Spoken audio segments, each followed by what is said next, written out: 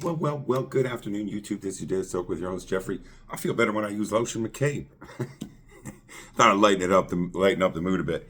Um, it's not girly to use lotion.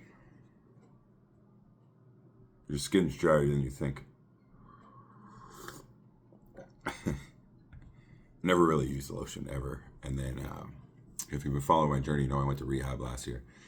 Big self-care, all this stuff. And this is the kind of person I was, especially when I was smoking dope and stuff.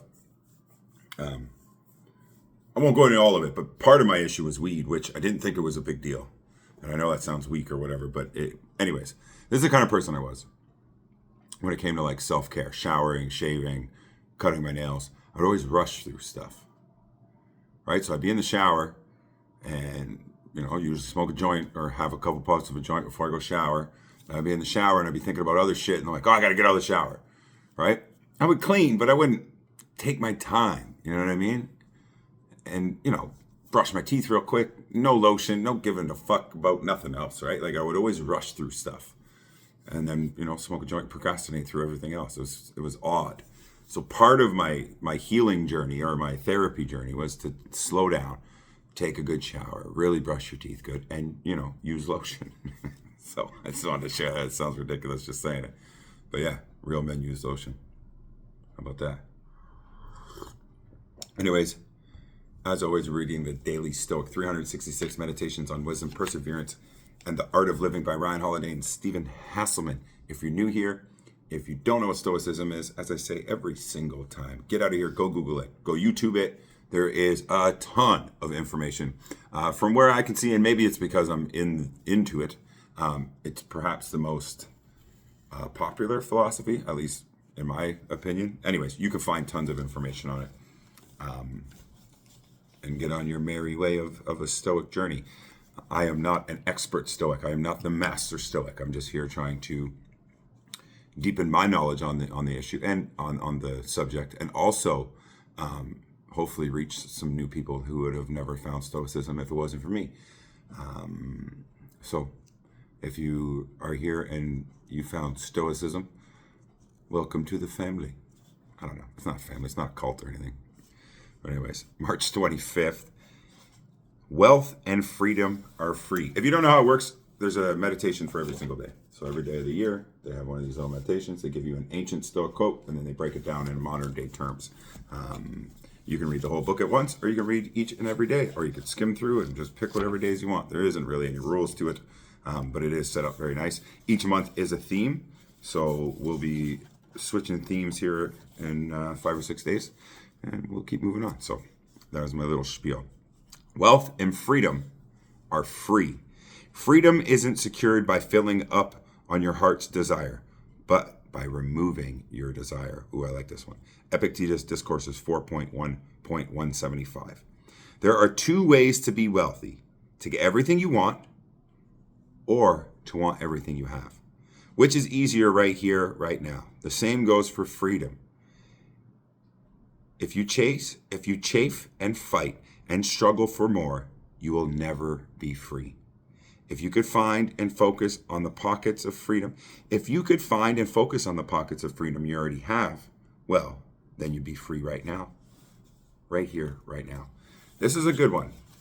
Desires and wants and needs are a little, well, needs are different, right? Like you need some stuff, but we always want more. We never have enough. And you can wish your life right away. You can wish I was richer. I wish I was taller. I wish I was a little bit taller. I wish I was a baller. I'm a little all over the place today. You can wish your life away and then miss all of these amazing moments right here in the middle in what you got. This is a good one even for me. Like, I am in a rebuilding stage of my life. I am not where I'd like to be financially, or even my living situation isn't great. Like, I'm staying with my mom. I'm grateful, you know what I'm saying? But like, there's a lot of me that's like, I can't wait for this. I can't wait for that. So this is a good reminder to like appreciate what you have right now. I do have a lot. I'm a very lucky person. I'm very grateful to be where I'm at. And the more you can kind of remember that and be okay with where you are, and you are free at that point, right? If you're enslaved, and listen, man, I got to work like everybody else. It's not like I could just quit my job and just float. I mean, I could try, but I got kids looking up to me and looking to me to make sure I'm here for them, right? So I got to work, and I wish I could find I wish I could find a way to make even more money and not have to be a slave to my job. But then I'd be a slave to making more money. It's a vicious cycle. But no matter where you are, you have to be appreciative, and you have to try and be free of your own desires. I think the desire part is good, right? Especially when you're thinking about addiction and food. Like I've been trying to quit smoking. I thought about trying to quit smoking. I even bought some smoking sensations. I'm like, I'm gonna do it. Man, it's tough. I can't do it. My desire, I'm not. I lack some type of discipline when it comes to shit like that. I need it. I want it. I'll just do it, right? But you can think of food.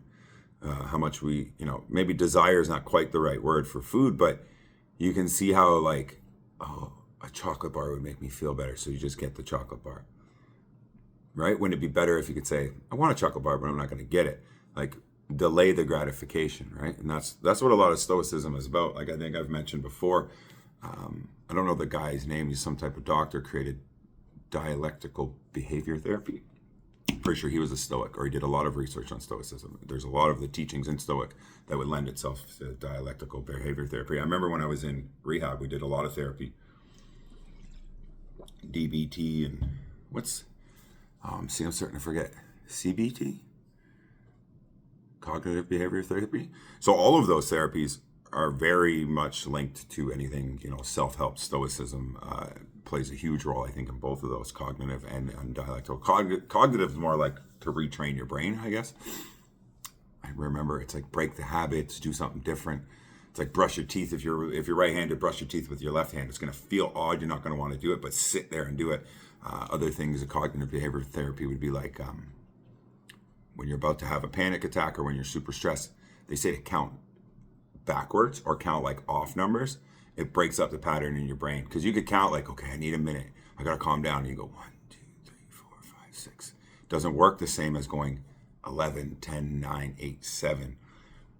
Something about going backward breaks up the pattern. Like counting forward is just routine, and you can just sort of roll through it, but counting backwards takes a little bit of something, and then it breaks up that whatever anxiety attack or panic or stress feeling.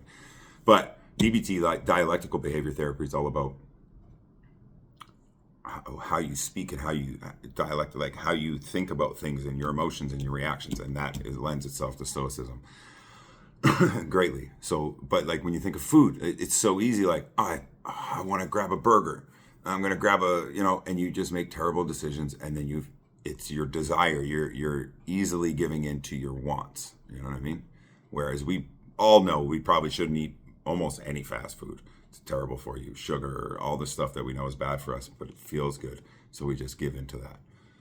That was a long way to go around to say, like, yeah, just delay the gratification.